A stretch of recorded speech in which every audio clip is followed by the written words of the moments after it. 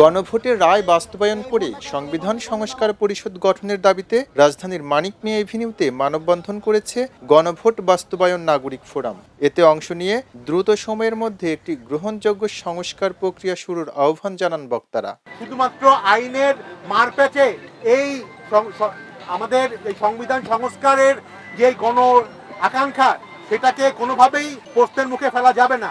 নির্বাচিত মানুষরাই স্বৈরাচার হয়, সেটাই বাংলাদেশের অভিজ্ঞতা। এটাকে ঠেকানোর জন্যই জুলাই সনদ, এটা ঠেকানোর জন্যই সংবিধানের মধ্যে এখানে এমন ব্যবস্থা রাখা যাতে স্বৈরাচার হওয়া যাবে না।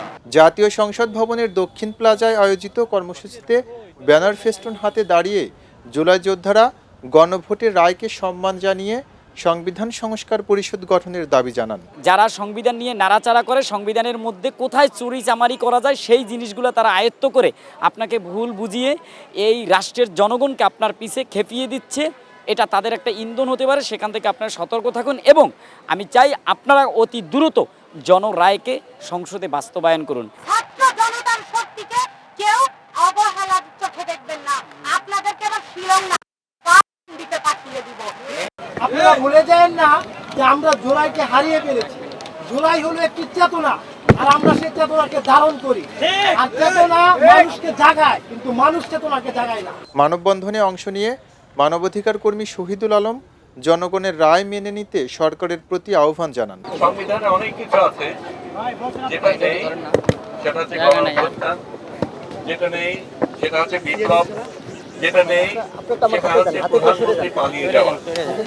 সেগুলি কোনোটাই তার মধ্যে লেখা নেই, কিন্তু সেগুলিকে আমরা আলিঙ্গন করেছি। যেই রায় জনগণ দিয়েছে সেটাকে আপনার মানতে হবে, কারণ যদি সত্যিকার অর্থে আপনি বিশ্বাস করেন জনগণ সবচাইতে উপরে, সংবিধানের উপরে,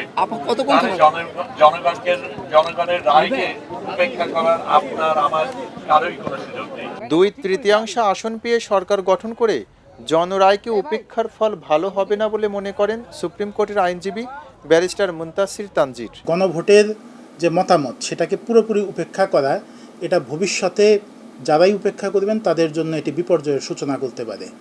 আমরা অতীতে দেখেছি যে 1990 সালে তত্ত্বাবধায়ক সরকারের মাধ্যমে একটি দল ক্ষমতায় আসে এবং পরবর্তীতে তারাই কিন্তু আবার তার 3 বছর পর পার্লামেন্টে দাঁড়িয়ে বলে তত্ত্বাবধায়ক সরকার অবৈধ এবং অসাংবিধানিক একটি কনসেপ্ট, যে কারণে পরবর্তীতে বাংলাদেশের একাধিক রাজনৈতিক দল এবং প্রধান বিরোধী দলগুলির সবাই একে একে তত্ত্বাবধায়ক সরকারের পক্ষে বিল উত্থাপন করলে সেটা নাকচ হয়ে যায় সরকারি দলের কারণে, এবং পরবর্তীতে এটা নিয়ে দীর্ঘ আন্দোলনের সূচনা হয়, প্রায় 173 দিন হরতাল হয় এবং সরকারও একসময় পরিবর্তন হয়। গণতান্ত্রিক ব্যবস্থা শক্তিশালী করতে রাষ্ট্রের দীর্ঘমেয়াদী কল্যাণের কথা চিন্তা করে সংস্কার প্রক্রিয়ার উপর গুরুত্ব আরোপ করেন তিনি। প্রতিষ্ঠানকে এবং রাষ্ট্রকে শক্তিশালী করার জন্য, গণতন্ত্রকে শক্তিশালী করার জন্য যেসব সংস্কার, সেগুলো যদি ইমপ্লিমেন্ট করা না হয় এবং কোনো দল যদি সুবিধাবাদী আচরণ করেন, তারা করবেন আমি বলছি না, যদি করেন সেক্ষেত্রে সেটা তাদের জন্যই দীর্ঘমেয়াদে মারাত্মক ক্ষতির কারণ হয়। গণভোটের রায় বাস্তবায়নে সরকারের সুনির্দিষ্ট পদক্ষেপ দেখতে চায় আন্দোলনকারীরা।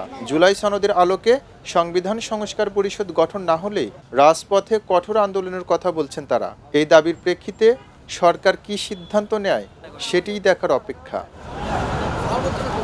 এম রহমান, খবরের কাগজ, ঢাকা।